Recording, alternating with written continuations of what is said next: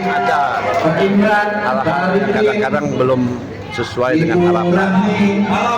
Jadi sebagai satu sebetulnya cara yang sudah dilakukan itu sudah benar, dan itu adalah Pak Basul siapkan komputer dan satu dinamika di dalam organisasi.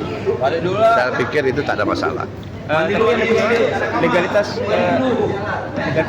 ini Pak, sidang ini tak sesuai dengan ADRT gitu Pak. Yalah, itu kan udah dipatahkan oleh ketua umum.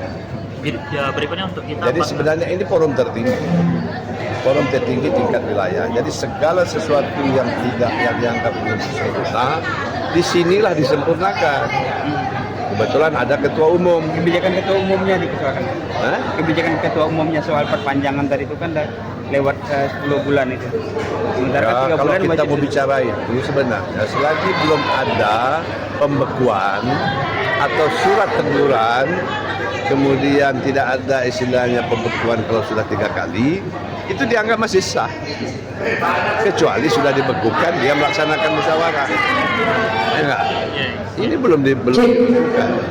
Dan di jaminan dari ketua umum tadi jelas bahwa dia menjamin dan dia akan bertanggung jawab dunia dan akhirat. Karena memang wewenang dari BPP. Jadi itu hal biasa. Tapi Bang, untuk yang jadi berikutnya, apakah harapan kita dirangkul kembali atau seperti apa? Iya Pak. Karena Ya, mereka tergantung langsung nanti. Ya, tadi saya sempat mau keluar dari KPSS langsung dan mengundurkan diri dan sama pengurus-pengurusnya gitu Pak. Ya, dia harus, siapapun dalam menghadapi musyawarah ini harus berjiwa besar. Ada perbedaan pendapat, ada pendapat yang tidak diterima atau apapun dalam musyawarah itu belum sesuai dengan harapan dia harus berjiwa besar. Karena ini organisasi kekeluargaan, bukan partai politik. berarti harapannya walaupun perbedaan pendapat tidak memecah belah, tidak ada perpecahan. Ya, karena forum tertinggi itu adalah musyawarah. Musyawarah wilayah memutuskan A, berarti sudah tidak ada lagi. Nah, kita harapkan ke depan, ya semua kebijakan, program, dan rekomendasi itu dapat dijalankan. Jadi saya pikir kalau kita berjiwa besar, datanglah kepada pengurus terpilih untuk bagaimana ke depan bisa bersama-sama lagi. Kalau tidak ya tak ada masalah. Karena KKSS ini untuk dimanapun di Indonesia ini jadi rebutan banyak orang. Karena kekeluargaan kita ini cukup besar dan sudah berumur lebih dari 40 tahun. Ya, dan cukup dewasa. Kalau ada kesalahan-kesalahan yang kecil itu kita perbaiki di musyawarah itu.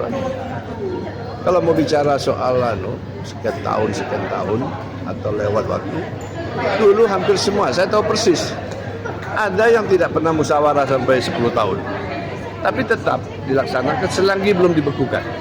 Nah, begitu dibekukan harus ada pembentukan caretaker. Lalu caretaker bertugas untuk melaksanakan musyawarah. Tapi kan tidak dibekukan.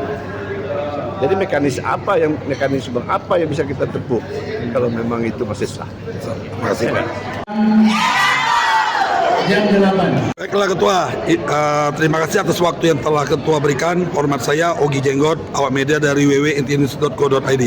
Pada hari ini, hari Sabtu, tanggal 25 Mei 2024, Ketua menang secara aklamasi. Apa yang Ketua rasakan saat ini, Ketua? Hari ini saya terharu dengan dukungan para pemilik suara. Apa yang selama ini mereka minta supaya saya bisa menjadi orang tua bagi warga KKSS di Kepulauan Riau, ternyata itu dikabulkan oleh Allah Subhanahu wa Ta'ala. Sekali lagi saya sampaikan terima kasih kepada para pemilik suara yang memilih kami hari ini dengan suara mayoritas dari 13 pemilik suara yang hadir pada hari ini dari DPD Kabupaten Kota di Kepulauan Riau, kemudian Pilar dan Badan Otonom. Semuanya memilih saya sebagai Ketua KKSS Kepulauan Riau periode 2024-2029. Nah, ini momentum bagi saya untuk berbuat lebih banyak lagi untuk masyarakat, khususnya warga Sulawesi Selatan yang ada di Kepulauan Riau. Baik Ketua, bagaimana tanggapan Ketua ketika ada suara-suara yang mengatakan acara musyawarah wilayah 4 ini cacat hukum? Apa yang diperkirakan beberapa orang itu semuanya sudah dijelaskan dan dibantah oleh Ketua Umum KKSS Pusat. Jadi dalam Muswil ini memang ada dinamika-dinamika yang terjadi, itu biasa. Dan saya melihat demokrasi yang terjadi dalam Muswil KKSS hari ini cukup bagus. Dinamika ada tapi tetap diselesaikan dengan cara-cara yang bermartabat. Lalu Ketua, program dari tahun 2004 ke 2009, program yang terpenting apa bagi Ketua nanti yang akan dilaksanakan? Beberapa program yang akan kami jalankan tentu sesuai dengan masukan-masukan dari BPD di kabupaten kota. Kemudian kebetulan saya diberi tugas untuk menyusun formatur dalam periode 2024 ini 2029. Kami tadi minta kepada para BPD kabupaten kota, kemudian para pilar dan badan otonom untuk mengusulkan nama-nama yang betul-betul dikehendaki oleh masyarakat bawah untuk mewakili mereka di BPW KKSS. Insya Allah program-program mereka akan kami jalankan, kemudian akan kami koordinasikan dengan pemerintah Provinsi Kepulauan Riau dan pemerintah pusat, mana-mana yang bisa kami kerjakan secara bersama-sama. Untuk Batam, karena kan terakhir statementnya akan keluar dari ada KKSS dan membubarkan diri seperti itu. Apakah nanti kita akan coba merangkul kembali atau seperti apa?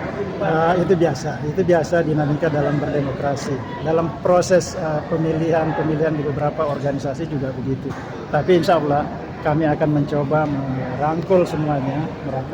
Jadi tidak ada perpecahan dalam organisasi KKS, semuanya akan kita rangkul. Tidak ada kubu berarti nanti? Di KKS kami berharap itu tidak ada kubu. Di kami itu cuma ada satu kubu, KKSS Kepulauan Riau. Oke Ketua, mohon maaf nih.